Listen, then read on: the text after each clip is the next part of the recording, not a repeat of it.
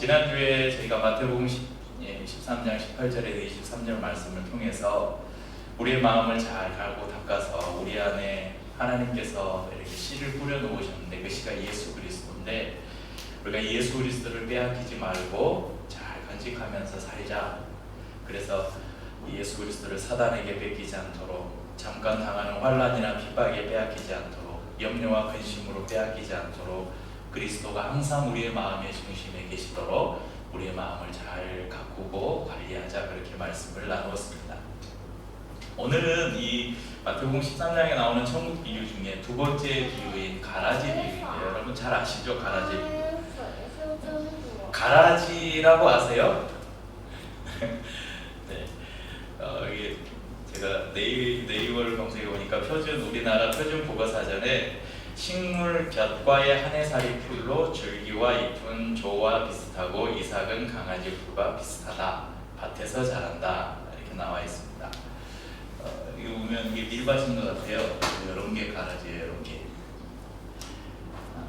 그리고 이 라이프 성경사전에는 이렇게 또 설명이 되어 있습니다. 거친 땅이나 밀밭에서 자라는 독보리, 1년생 잡초로 생장 초기에는 그 외형이 밀과 잘 구별되지 않으나 자라서 이삭이 피면 키도 웃자라고 색깔도 짙어져서 식별이 쉬워진다. 열매는 심한 구토와 설사, 현기증 등을 일으킬 정도로 독성이 강하여 활용 가치가 없기 때문에 추수 때가 되면 뿌리째 뽑혀 불에 태워졌다. 예수님이 오늘 가라지 비유를 든 것은 당시 사람들이 누구나 이해할 수 있는, 그 사람들이 실제 농사를 지으면서 이 밀을 재배하면서 밭에 작물을 키우면서 이런 가라지를 대표되는 여러 가지 잡초들이겠죠. 이것이 자라는 것, 그리고 그 가라지를 어떻게 처리하는 것을 당시의 사람들이 잘 알고 있었다는 것이죠. 그래서 비유로 말씀하셨습니다. 그러니까 비유로 말씀하시는 그 자연 현상들은 잘 알아들을 수 있었겠죠. 이해할 수 있었겠죠. 그런데 그 비유가 담고 있는 뜻이 무엇인가? 오늘 우리가 이 비유를 보면, 여러분 가라지하고 밀하고 같이 자라는데 이거 같이 뽑아버리면 이제 알곡이 상할 수 있으니까 가만뒀다가 추수 때에 이렇게 어디 갔어요? 추수 때에 완전히 구분이 되니까 이때는 같이 뽑아도 돼요. 왜냐면 밀을 추수할 거니까. 근데 그 전에 뽑아버리면 밀이 죽어버리겠죠.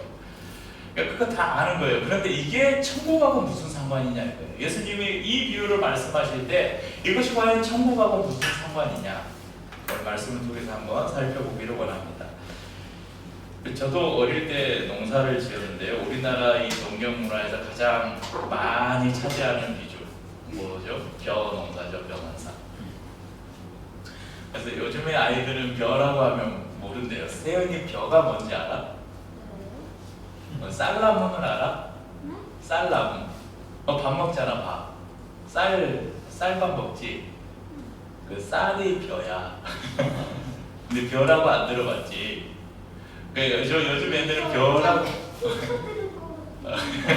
요즘 애들은 벼라고 하고 모르고 쌀나무라 그래야 안 돼요. 쌀이 열리는, 밥을 먹으니까 쌀이 열리는 나무, 쌀나무라고 해야 뭔지 이해를 한대요. 벼라고 하면 모르는데 우리 여기 부모님 세대는 다 벼가 뭔지 아시죠? 벼는 바로 안 뿌리잖아요. 벼는 그 전에 수확을 한 모종을 딱 놔뒀다가 모종을 모판에다가 이렇게 한 다음에 한 요 정도 자라면 그 모판을 논에다가 이제 옮겨 심죠. 그걸 우리가 모내기라고 합니다. 모내기는 들어봤지? 네? 모내기. 미안해, 집에 가서 엄마한테. 근데 이제 모내기를 하면 어느 정도 자란 벼를 이제 갖다 옮겨 심잖아요. 그런데 이 잡초들은 생명력이 강해서 벼는 어느 정도 자락을 심었는데 잡초들이 엄청 빨리 자라요. 그래서 벼의 이 자라는 속도를 막 추월해요. 그래서 저도 어릴 때 이제 저희 동네에서는, 저희 집이 이제 여수인데 저희 동네에서는 이 잡초를, 그러니까 오르막 나오는 가라지를 뭐라고 부르냐면 피라고 불렀어요. 피. 그래서 피 뽑으러 갔다 그래요. 그러니까 가면 이제 이렇게 뽑는데, 저도 어릴 때 부모님하고 같이 노래 가서 피를 뽑는 일을 종종 했었는데, 진짜로 이게 비유처럼 잘못 뽑으면 뭐하고 같이 쑥 올라가요. 왜냐면 밑에 뿌리가 이렇게 엉켜 있거든요. 잡초 뿌리하고 벼하고 이렇게 밑에서 엉켜 있으니까 잘못 뽑으면 이 벼를 딱 잡고 이것만 안 뽑으면 그냥 이것만 잡고 뽑으면 쑥 같이 올라가 버려요. 그래서 우리 예수님이 이제 그런 이 당시에는 이제 벼가 아니라 아마 밀이나 이렇게 밭에서 나는 식물로 비유를 했을 것 같아요. 그러니까 숙련된 농부는 잎을 잘 구분할 수 있지만 모르는 사람들은 이게 완전히 자라기 전에 아까 그 그림처럼 완전히 익기 전에는 처음에 자랄 때 파릇파릇할 때는 잘 구분도 안 돼요. 그래서 자칫 잘못하다가 이 가라지를 뽑으려다가 알곡을 뽑을 수도 있고 또 같이 뽑혀서 알곡이 죽을 수도 있고 그렇다는 것입니다. 그런데 오늘 비유에서는 추수 때까지 이 가라지를 그대로 두어라 이렇게 말씀합니다. 오늘 이 비유를 이렇게 시작하는데요. 천국은 좋은 씨를 제 밭에 뿌린 사람과 같으니, 여러분 천국은 천국이 무엇인가? 좋은 씨를 제 밭에 뿌린 사람과 같다. 그러니까 가장 중심이 어디에 있냐면 사람과 같다는 거예요. 천국은 사람과 같다. 이 사람이 누구냐? 하나님이라는 거예요. 그러니까 하나님이 씨를 뿌렸는데 밭에 씨를 뿌렸어요. 근데 밭은 어디일까요? 밭은 사람들의 마음이겠죠. 사람들의 마음. 또는 우리의 공동체. 좀 더 확장을 시켜보면 우리가 살아가는 모든 삶, 우리의 인생이 아마 이 밭이 아닐까 그렇게 생각해 봅니다. 이 밭에 씨앗이 뿌려졌습니다. 그런데 하나님께서 뿌리신 좋은 씨앗뿐만 아니라 가라지가 뿌려져 있다는 거예요. 그 가라지는 누가 뿌렸어요? 오늘 말씀해 보면 원수가 뿌리고 갔대요. 원수가 누구입니까? 사탄이죠. 사탄이 이 가라지를 뿌리고 갔다는 것입니다. 여러분 천국은 성경에 말하는 천국은 물론 우리가 죽어서 가는 나라, 그러니까 우리의 이 땅에서 산 이후에 하나님께서 완성하시는 나라로서의 완성된 나라로서의 천국도 있지만 성경이 말하는 천국은 예수 그리스도를 통해서 이 땅에 이미 임하여 있는 나라를 말하기도 합니다. 그러니까 천국은 완성될 하나님의 나라, 이미 아직 임하지 않은 하나님의 나라이면서 이미 이 땅에 임한 나라. 그래서 우리는 이미와 아직의 긴장 속에서 살아가고 있다. 이런 말씀을 여러 번 드렸습니다.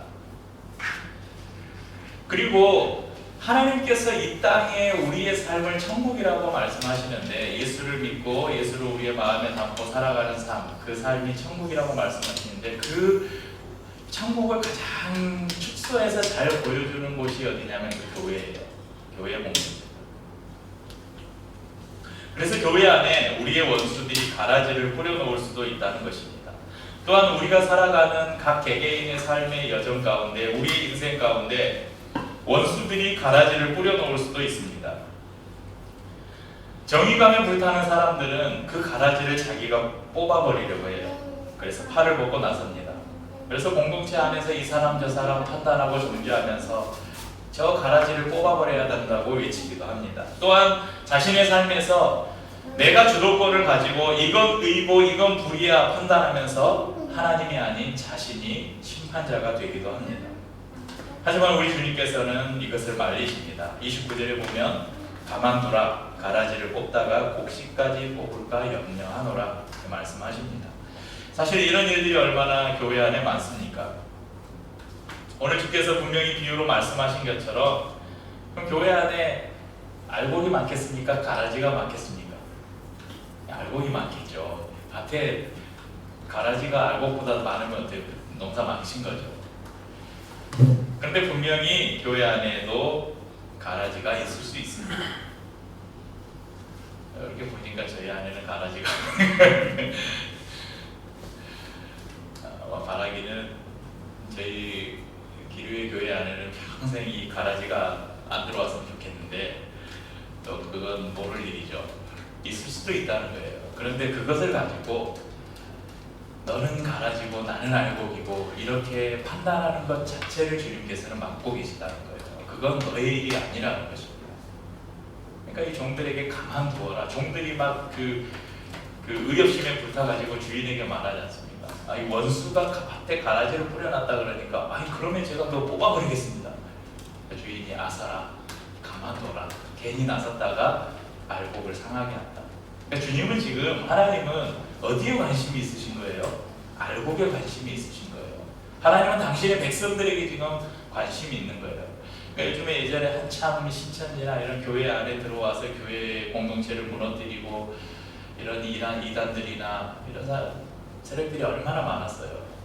근데 그런 것을 교회 안에서 막 싸우고 막 하다가 오히려 교회가 분열돼요. 서로를 보면서 너가 신천지 아니냐, 너 이단 아니냐, 의심의 눈초리로 바라보고. 그러니까 이것을 경계하고 조심하는 것하고 사람들을 의심하고 판단하고 정죄해서 그 사람들을 내쫓는 것하고는 굉장히 다른 문제이죠. 그래서 실제로 교회가 분열된 곳들이 많았어요. 그 분열된 곳은 여지없이 신천지의 밥이 되었죠. 그런데 그것들을 그냥 신경 쓰지 않고 그냥 성도들이 서로 신뢰하면서 서로를 아껴주고 품어주는 교회들은 그런 위기들을 잘 이겨나갔다는 것입니다.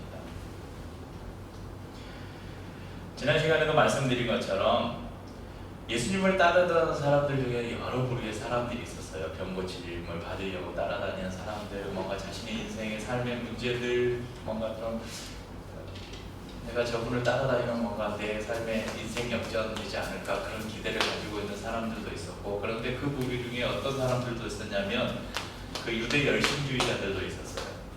그러니까 지금 로마의 식민 상태인데 우리에게 어떤 타고난 지도자가 한 명 나와서 이 로마 세력을 정복시키고 다시 독립된 유대 나라를 회복시키는, 그래서 그 사람들이 기다리던 메시아는 혁명가 메시아예요. 혁명가였어요. 혁명가. 그러니까 예수가 우리가 기다리던 그 메시아, 그 혁명가가 아닐까 하는 기대를 가진 사람들이 있었어요. 왜냐하면 그분이 보여준 기적들이나 이걸 보니까 이거 보통 사람이 아니거든요. 그러니까 이 예수를 한마디로 옹립을 해서 새로운 로마를 무너뜨리고 새로운 제국을 세우려고 하는 사람들이 있었다는 것이죠. 그래서 예수님이 명령만 내리면 이스라엘을 뒤집고 새로운 나라를 일으키려고 칼을 들고 딸을 각오를 한 사람들이 있었습니다. 하지만 예수님은 당장 하나님의 나라를 자신의 힘으로 이루려는 사람들을 향해서 하나님의 나라는 너희의 힘으로 이루어지는 것이 아니라고 말씀하시기 위해서 오늘 이 말씀을 주신 거예요. 너희의 힘으로 이 로마라는 가라지를 뽑는다고 하나님의 나라가 이 땅에 이루어지는 게 아니라는 것입니다. 이건 당시에 그 열심당원들 뿐만 아니라 오늘날 우리에게도 동일하게 하나님이 주시는 말씀입니다. 내가 가진 알량한 정의감으로 여러분 건강한 공동체가 만들어지는 것이 아닙니다. 내가 가진 의로움으로 우리의 삶이 천국이 되는 것이 아니라는 것입니다. 결국 천국은, 하나님의 나라는 하나님의 주권 안에 있음을 우리가 기억해야 됩니다. 그래서 우리가 심판자가 되려 하지 말고 잠잠히 하나님의 때를 기다리라 말씀하는 것입니다. 때론 우리가 적극적으로 불의와 맞서고 싸워야 될 때도 있지만 대부분의 경우에, 우리의 삶의 대부분의 경우에, 많은 경우에는 잠잠히 하나님 앞에 엎드리고 그분의 때와 시간을 기다려야 할 때가 더 많습니다. 오늘 말씀의 제목을 제가 내버려두는 믿음이라고 그렇게 적였는데요. 오늘 저희 본문에는 29절에 보면 주인 이르되 가만두라 이렇게 번역이 되어 있는데 저희 묵상집에 보면 엠랩에 보면 이 부분을 이렇게 내버려 둬라 이렇게 번역이 되어 있습니다. 여러분 이 내버려 두라, 이 주인이 내버려 두라 이렇게 한 것은, 이걸 또 저희가 잘못 오해해가지고 야 이거 그냥 될 대로 되라, 될 대로 되라는 식의 자포자기나 그럼 그냥 가만 둬라 이러니까 그냥 방관, 나와는 상관없는 일이야, 방관자가 되라는 것과는 전혀 다른 의미입니다. 우리의 힘을 빼고 우리의 권리를 내려놓고 내가 아닌 하나님이 일하시고 그분께서 판단하시고 그분께서 심판하시도록 기다리는 것, 이것이 정말 더욱 어렵고 성숙한 믿음이라는 것입니다. 그러니까 교회 안에서 어떤 문제가 생겼을 때, 아니면 자신의 인생에서, 자신의 삶에서 어떤 문제가 생겼을 때 그 문제를 하나님 앞에 가져가서 기도하면서 잠잠히 하나님께서 어떻게 이 일들을 해결하시고 이끌어 가실지를 기다린다는 것은 정말 힘든 일이에요. 차라리 내가 나서서 이 문제를 얼른 해결해야지. 내 삶에 어떤 문제가 닥쳤을 때 이것을 나의 방법으로, 아니면 내가 다른 사람의 도움을 받아서 얼른 이 문제를 해결해 버려야지. 오히려 이렇게 결정하는 것은 더 쉬울 수도 있어요. 그리고 더 빠를 수도 있어요.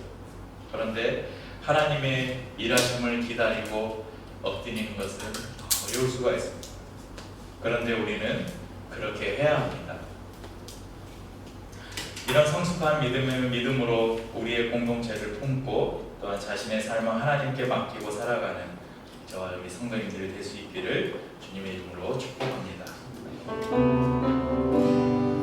하나님 나라는